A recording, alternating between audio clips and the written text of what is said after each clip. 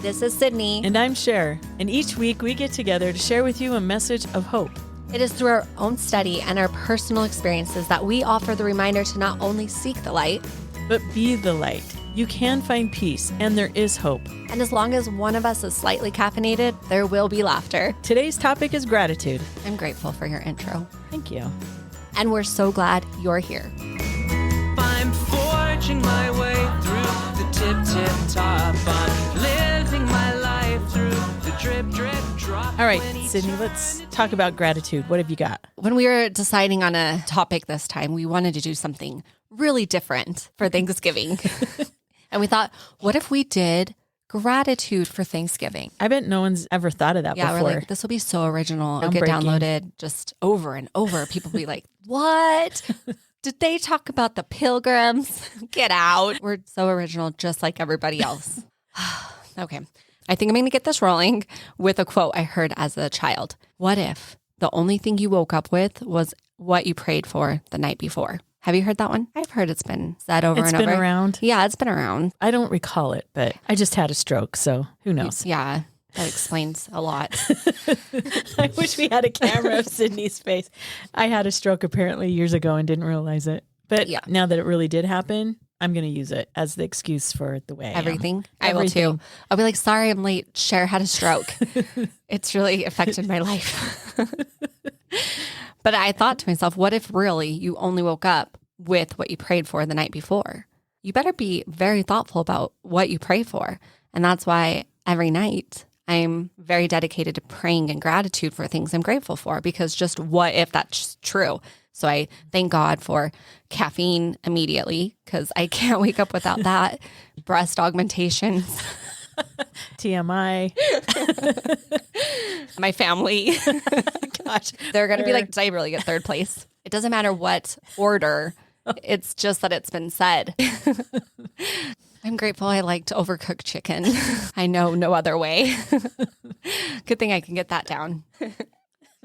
I'm grateful I'm a world traveler. I went to Paris. I'm grateful for leggings. God's like, can we take her off the earth yet? The angels are like, well, she hasn't completed her mission yet. He just probably doesn't want to hear about Paris. So he's like, keep her down there for as long as possible. I bet God has me on mute sometimes. I'm not offended. What did you say? Mute. I see what you did. I'm going to try to play it off as if I got it immediately. But I didn't. What do you have for gratitude? You know, you listing what you're grateful for made me appreciate my list more. So thank you for sharing that. I hope it did the same for all the listeners. Well, of course, I'm a history teacher. I got to talk about the pilgrims, right? Right. That's back to making this original. Yeah, really original. Yeah. That's how I roll. It is Thanksgiving week, so happy Thanksgiving. And of course, we need to talk about the pilgrims. So the pilgrims left England in the year 1620 because they wanted religious freedom. And they were looking for a place where they could freely worship God. They came across the ocean on the Mayflower. Out of the original 100 men, women, and children that landed at Cape Cod, Massachusetts, only 50 survived the first winter. They were not prepared for Massachusetts winter. I don't think I am prepared for a Massachusetts winter. All right. Well, then you and I would be part of the 50 that probably didn't make it. First one to go. Yeah, me too. You can't be the first one to go. I'm the first one to go. History teacher, not math. Okay. All right. Only 50 survived that first winter, and they were not prepared, and it was miserable. The next year, with the help of their friends from the Wampanoag tribe, they celebrated the first Thanksgiving. It was a time to give thanks to God for keeping them alive for a year. There were about 100 members of the Native American tribe there. That included their chief, Massasoit. It lasted for 3 days. At the first Thanksgiving, they had shellfish, lobsters, corn, bread, berries, and deer. And they even had races. And the men wrestled each other, and they had other athletic events. But most importantly, it was a time of gratitude and prayer. Edward Winslow was one of the pilgrims that was there. And he acknowledged that the first year was a little rough, but this is the quote that he wrote down. Yet by the goodness of God, we are so far from want. This is the purpose of Thanksgiving. It's a time to give thanks to God for his blessings and prayerfully reflect on all the blessings that God has given us. And then, of course, if you're like my family. After we say the prayer of Thanksgiving, then we eat too much and maybe watch football and play some games and get ready for Black Friday shopping. Do you Black Friday shop? Well, I'm really bad at shopping in general. So my Black Friday shopping is maybe get online, maybe go to a store and then say, I hate this and leave. That's about the extent of it. It lasts maybe 17 minutes. Yeah. What about you? I never want to stand in any line at all. And Ever? so I will tell you one time, my friend who, I'm going off topic. Sorry. I know this is unusual. It is. I wasn't prepared for that today.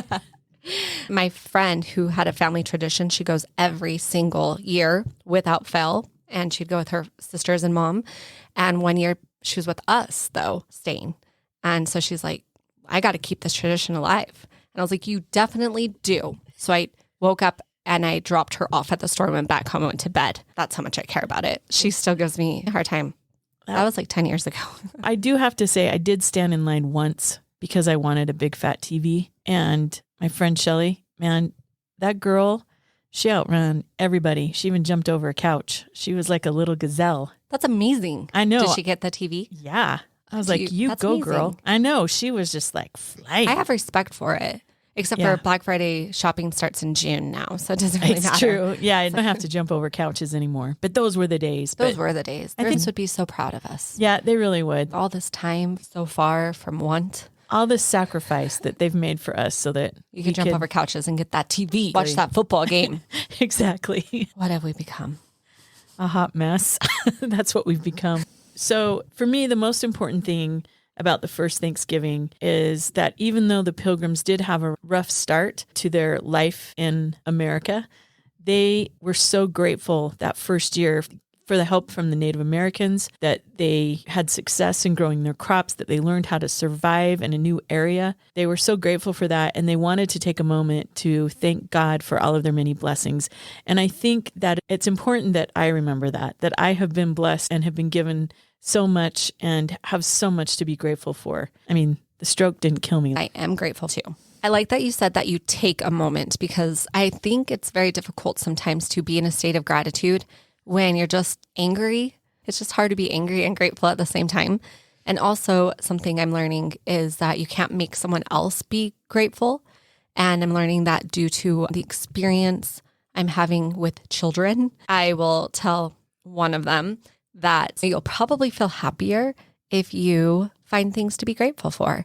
And this little human that lives under our roof is like, I cannot think of one single thing to be grateful for. Can you please give me some of that fresh bread? Would you mind tucking me into my electric warm blanket? We're going through this stage. So I've been trying to help him. I'm like, well, what if you write down a few things that you're grateful for every morning? And you would already be doing that, little kid, if you were listening to your mother's podcast. But you're not, which is fine. I'm grateful for other things. But what if you started writing a few things down? And this child, I don't want to share the gender because then someone might find out which kid it is. And I would never want to do that to him. Anyway, but he refuses. And I recently had an idea that I can't force him to be grateful, but I can show him gratitude. So every morning I have been picking this kid up. That will also get rid of who it might be because my oldest is way too big for me to pick up. But I've been picking him up and holding him, and I've been telling him reasons why I'm grateful for him. I'll just hug him and love on him and say, I'm so grateful that you this, that you this, that you're this. And it has helped our mornings times 100. It has changed everything. So I have this thought as I've been trying to prepare to be grateful and talk about being grateful, that you can't make someone else feel grateful, but you can show somebody gratitude, and it can change the mood and the energy and the vibes. And just set the example for them, because you can't change people, but you can be a really good example. I love that. That's great. Good job, Mom. Thanks. But really, something I'm very grateful for is I do believe that my children have the same Heavenly Father that I have, and He knows them better than I know them. And He can inspire me as their mother. And I am incredibly grateful for that. Time and time again, after praying for one of my children, I have been guided to how to help them. And it is through inspiration. It's not my own creativity, but it is being guided by my Heavenly Father, who also loves my child. I'm grateful for that. I'm just going to throw it out there that I am grateful for that. That's a good thing to be grateful for. And still caffeine. And this leads me to our question today, Cydni. Why is it good for our soul to be grateful? I read this article that said that we should practice gratitude by thinking of what we are thankful for. It could be friends, family, a sunny day, but don't forget to celebrate the small victories. That is really important, that we celebrate the small victories as well. I can honestly say the last couple of months that I have celebrated the lamest things, but I needed it. It was good for my soul. When I walked a block, high five. When I drove a block, high five. When I didn't puke a day, high five. It mentioned in the article that even getting out of bed could be a victory and that you should celebrate that. And I have had those days the last couple of months where I got out of bed, I made it out to the living room or out to the kitchen or whatever, and it was a big high five. And I did try to celebrate those little victories. And I think that is important because we're all in different places. And it may seem silly to celebrate those small victories of just walking a block, but to me, it was a really big deal. And for my soul, I needed to show that gratitude. Now, in this article, it also said that research has shown over and over again that if you practice gratitude, it can reduce feelings of stress and anxiety. In fact, studies have shown that a single act of thoughtful gratitude, so one single act of thoughtful gratitude, produces an immediate 10% increase in happiness and a 35% reduction in depressive symptoms just by that one thought of gratitude. I thought that was amazing. And that is something that we can all practice every single day. If in those hard days, if you just had a stroke and your brain's not working very well, I'll be really honest, I was angry. I was very, very mad. And I know I said some very unkind things to people around me and the doctor because I was furious. But at some point during the day, I completely had a change of attitude. And the attitude was, it could have been a lot worse. And suddenly it made it so that I felt like I could get back to me again, that I would be all right. But that was my little moment of practice. And this last couple of months, I really have found a lot to be grateful for, almost on a daily basis. I've had a lot of opportunities to practice gratitude. On the same site, there was a quote from William Arthur Ward, who was a motivational writer. And he said, gratitude can transform common days into Thanksgiving, turn routine jobs into joy, and change ordinary opportunities into blessings. Isn't that great? That's a great quote. It really is. I really believe this because I taught 13 to 15-year-olds for 32 years. And trust me, I am far from being perfect. And there were days that, man, I had to put myself into time out because I was going to lose my brain. But the majority of days, and I mean this, the majority of days I found a reason to laugh and to be grateful that I was with some really super awesome kids. And from this experience, teaching 13 to 15-year-olds, I learned something, that there is a lot of power in saying the words thank you. Saying the words thank you to your family and your friends and the kid that is handing me my Diet Coke from McDonald's in the morning. I love a good Diet Coke from McDonald's in the morning. Caffeine again. There you go. Yeah. But that's how I lasted so long in teaching, is that I found my niche and I thought it was fun and I was grateful for my students. And I tried to tell them thank you. Thank you for doing your work. Thank you for listening. Thank you for being here. Thank you for not throwing things at me. Whatever the situation was, I always tried to tell them thank you. I noticed they would start giving that back to me and they would start showing those moments of gratitude and saying thank you. Now, it wasn't perfect, but I definitely believe it didn't hurt. And I always felt like in my room, I could create that good vibe. And that's how I lasted for such a long time teaching kids at a really difficult age.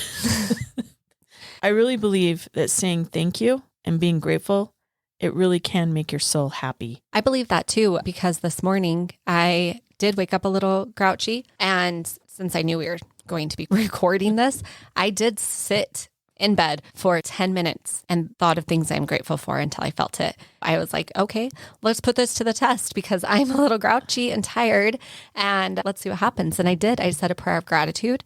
And then I sat there and I just thought of things that I'm truly, genuinely grateful for, not just like the breast augmentation, but like actual things that I'm really sincerely grateful for. And I do believe that my day just went on an uphill, happy place today because I put it to the test. And trust me, it was a test because it was testy when I first woke up. Well, and like the research said, it was an immediate 10% increase of happiness. I'll take whatever increase I can get. If it's 10%, I'll take it. And it's worth trying. That sounds like me in like high school. 10%, I'll take it. I just want to be a stay-at-home mom anyway. No.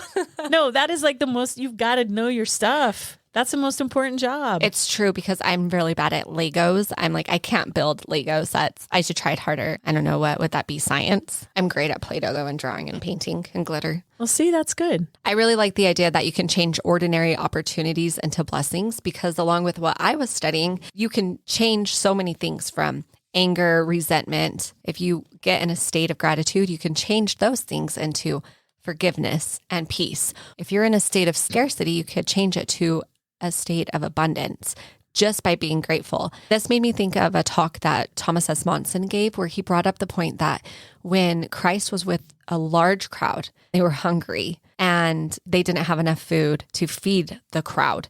And the apostles were like, hey, we do not have enough. We have some bread here, we have some fish, but it's not enough to feed all of these people. They were in such a state of lack. And he took what they had and gave thanks for what was available.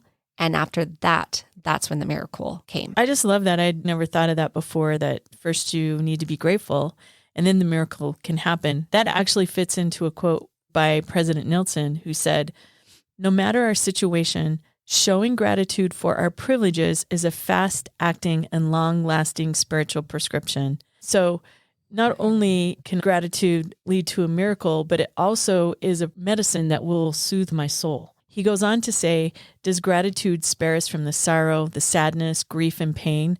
No, but it does soothe our feelings. It provides us with a greater perspective on the very purpose and joy of life. So I was just thinking about that. If I show gratitude for my family and friends, am I showing that I understand the purpose of life and the joy that good people can bring to my life? And if I show gratitude for nature and the sunrise and the sunset, does that show gratitude for God's creations and that he created this beautiful world for me and for you, for us to live in and enjoy?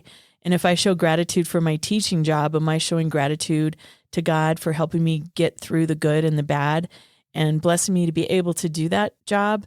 And I'm grateful that was part of my purpose here on this earth, is that I got to teach those awesome students that I had, and it brought such joy to my life. And I'm sincerely asking, is that what that means? If I show gratitude for helping me through the good and the bad, then I'm showing that I understand the greater purpose, and that's what brings more joy, right? Yes, I agree. It gives a greater understanding and joy to get us out of the moment and see the grand perspective. I like that idea that if we have that greater perspective, then that is medicine for our soul. So self-medicate with gratitude. Yes, that's healthy. That is healthy. Another word that comes to mind when you were saying this is just the word remembrance. One of the talks I listened to last week by Henry Eyring, he said one sentence that I have just been marinating on for days. He said that we have a problem of not remembering. He was talking about that sometimes we forget really important moments in our life. We forget miracles. We forget about answered prayers, and it's really easy to forget. And this took me to some TED Talks that I listened to. One guy, he moved here from Africa, and he said the first few months that he lived here, when he turned water on in a faucet, he would fall to his knees in gratitude because in his town that he lived in, there was no running water. There was no clean water. And to know he could walk into a warm room and turn on a faucet and water came was mind-blowing to him. And additional to that, when he turned the lights on, it was the same feeling, pure gratitude, even emotion through his whole body, because he knew what it was like. He had the perspective of not having it to then know what it was like to have it. But it was interesting because he said after a few months, he forgot. He didn't remember what it was like to not have it. He became accustomed to enjoying those conveniences, and he soon forgot. And it went from on his knees in gratitude on a random day for turning water on to going about his day in a hurry and in a rush. And he said he recognized this. He did remember. And he started putting Post-its all over his house. And he would just simply write water over the faucet. And he would write lights over the switch. And he started to practice and force himself to remember what it feels like to not have it so he could then be grateful for having it. And I thought that was such a beautiful example of practicing gratitude. And additional to that, there was a woman from Ukraine who moved here. She said they were incredibly poor, but didn't know how poor they were. In fact, when they first moved here, they stayed at what she thought was a hotel, and it was very nice. And their whole family got to stay there for a little while before they moved into an apartment. After a year here, they decided to celebrate that they made it for a year. They went back to the same hotel and asked for a reservation so they could celebrate in the same hotel that they stayed in when they first came to America. And the employee said, "This is a homeless shelter." Oh. They had no idea how poor they were. They found a penny on the ground and thought some very rich man must have dropped it, maybe for their good fortune, because nobody where they lived would drop a penny and leave it. The perspective was really humbling, but we so often forget, and we have a problem of not remembering the things that we should be grateful for. There's a story by Gordon Green. He tells about growing up on a farm in Canada. He and his siblings would have to rush home from school and work on the farm while the other children went and played ball and went swimming. One Thanksgiving, they had an abundance of success. And his dad was very excited. He woke him up early and took the children down to the cellar. He was really excited to show barrels of apples, bins of beets, carrots packed in sand, and mountains of sacked potatoes. There was peas, corn, string beans, jelly, strawberry, and there was an abundance on the shelf. And they had quite a feast that Thanksgiving, and it was wonderful. Then, soon after this experience, electricity came to town, but they didn't have quite enough money for electricity and a new tractor that they needed. One day, the father was watching his wife who was doing laundry, and he said, "You spend more time doing laundry than you do sleeping or anything else." And she definitely agreed. That was true. And he said, "Let's get electricity." And she said, "We can't do that. We need to get other equipment for the farm." And he said, "It's time. We need to do it. Your talents and gifts can be served elsewhere. Let's do it." So they did. And that year, it rained so much that no crops grew for most people in the farm. They had only turnips. So that Thanksgiving day, the mother said, "Let's scratch this. We're not going to celebrate Thanksgiving. We have nothing at all. And I'm not going to make a feast of turnips." And the dad said, "I'm going to figure it out." He went out and got a jackrabbit and he brought it back home. And he said, "Prepare this." And she said, "Are you kidding me?" And he said, "I'm not. That's what we're going to have, turnips and a jackrabbit." She prepared it all day. So he let her get out of laundry, but made her cook, is what I gathered from that part. It was nice. He's like, "You don't have to fold those clothes, but take care of this dead animal." Anyway, so she prepared it and the kids refused to eat it. They said, "There's no way that we're going to eat the jackrabbit." And the mom sat there and cried. And the dad, he got up and he ran up to the attic and he got an old oil lamp and he took it back to the table and he lit it. And he told the children to turn off the electric lights. When there was only a lamp again, they could hardly believe that it had ever been that dark before. And they wondered how had they ever seen anything. The food was blessed and everyone ate. And when dinner was over, they all sat quietly. And then Gordon wrote this: "In the humble dimness of an old lamp, we were beginning to see clearly again. It was a lovely meal. The jackrabbit tasted like turkey, and the turnips were the mildest we could recall. Our home was so rich to us." I thought that was such a beautiful story of remembering. It is so good to remember. And as you were talking, I just had this thought that at one point I couldn't feel the entire right side of my body. I couldn't feel any of it. And everything's back. I'm fine.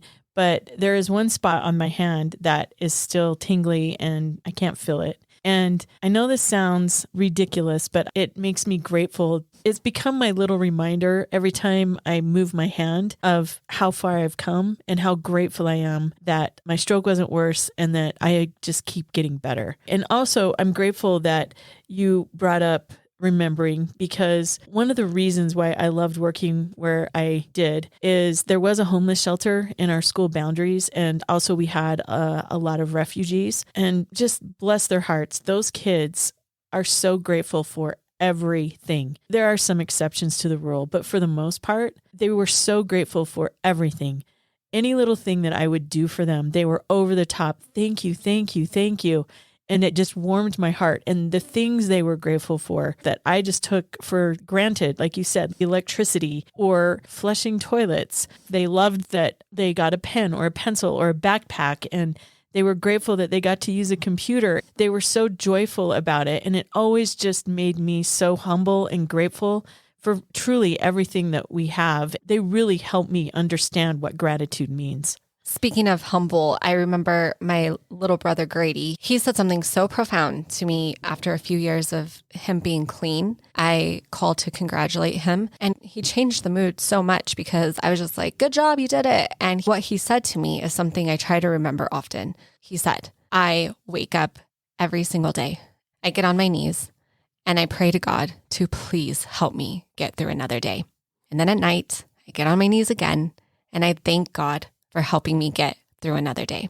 This has humbled me so much because he was in a position where he had to remember every day to keep going. And where I saw, good job, it's been 2 years.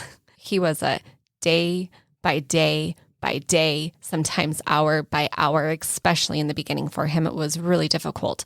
And he lived his life every day in humble acceptance of help, and also in full gratitude for the times he received it. And it's such a beautiful way to live and humbling to watch. And then it has me reflecting on what I need to be more grateful for and just a greater perspective so that we could see the grander picture. That is fantastic advice from your brother. All of us can take that advice and practice to help us with our gratitude.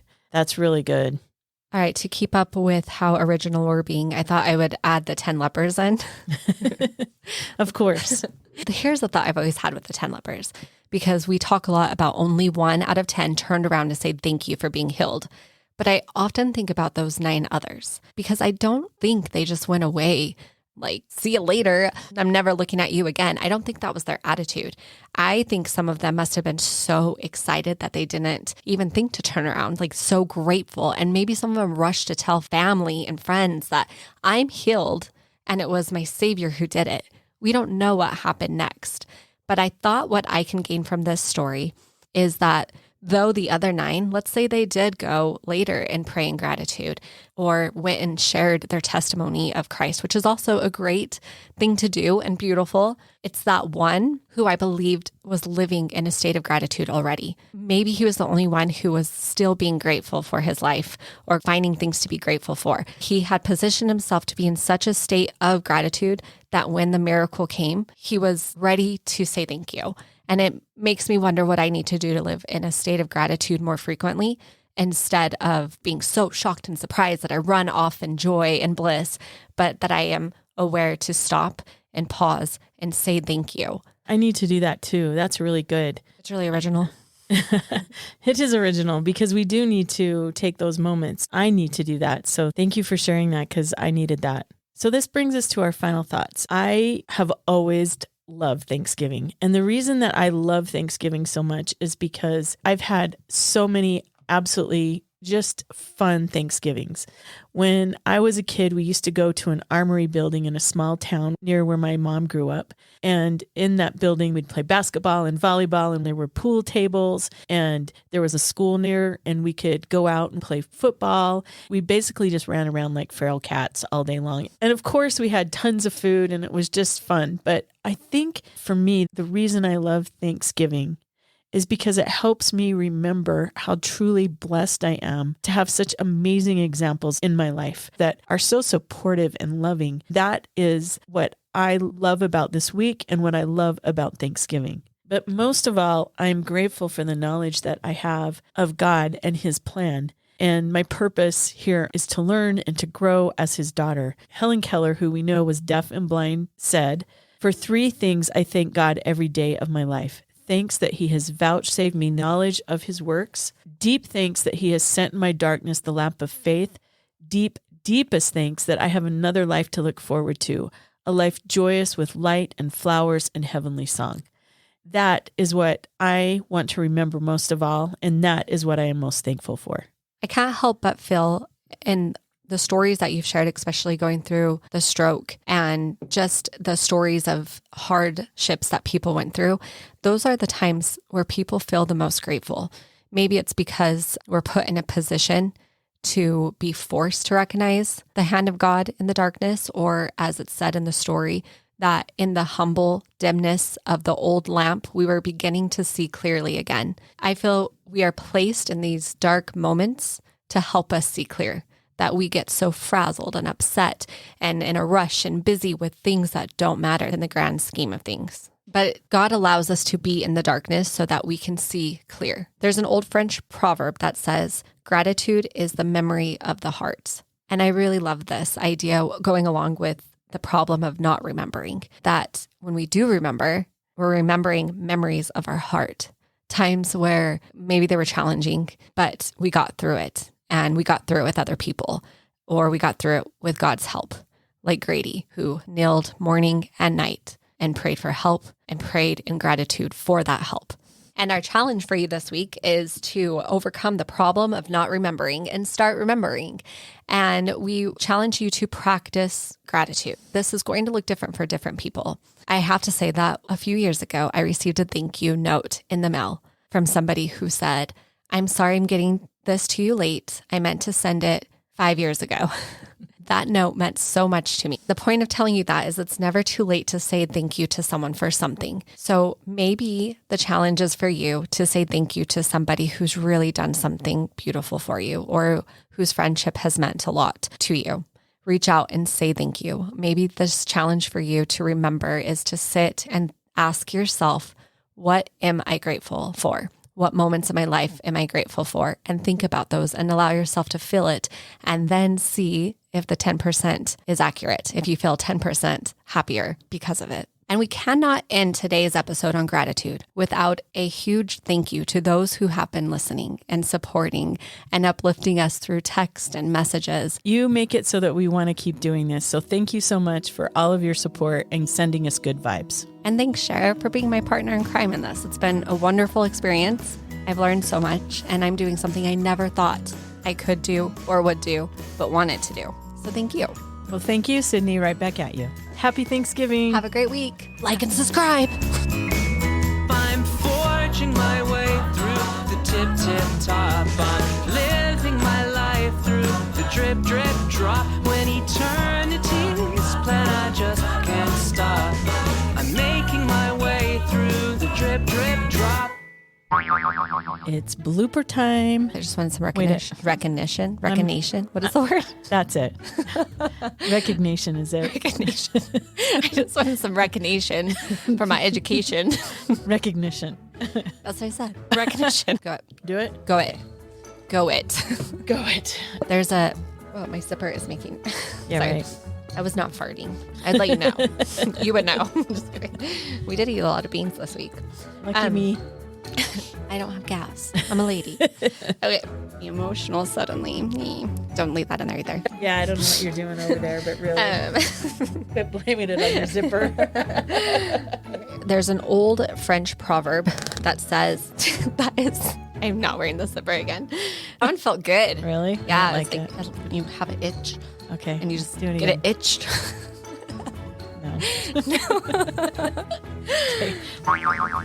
Happy Thanksgiving. Have a great week. Like and subscribe.